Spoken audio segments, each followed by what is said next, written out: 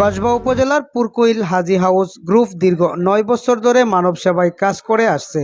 তার ওই ধারাবাহিকতায় পবিত্র রমজান মাস উপলক্ষে সংগঠনের পক্ষ থেকে দরিদ্র ও অসহায় পরিবারের মাঝে উপহার সামগ্রী ও নগদ অর্থ বিতরণ করা হয়েছে।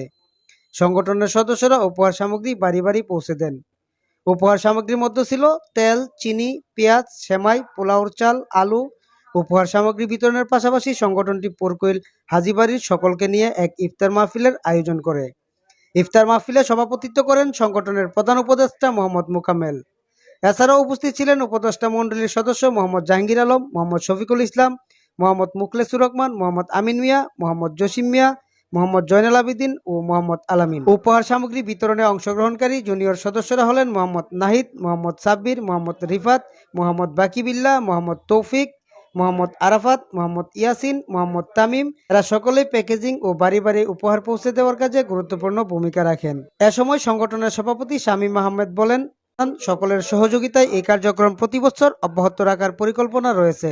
সাধারণ সম্পাদক মোহাম্মদ সালাউদ্দিন জানান, সংগঠনটি সারা বছর সমাজ উন্নয়নমূলক বিভিন্ন কার্যক্রম পরিচালনা করে থাকে, যার মধ্যে উল্লেখযোগ্য হলো গরিব ও মেধাবী শিক্ষার্থীদের মধ্যে শিক্ষা সামগ্রী বিতরণ, রাস্তাঘাট মেরামত, বৃক্ষরোপণ ইত্যাদি। Mohammad Jamshed, Salda news desk.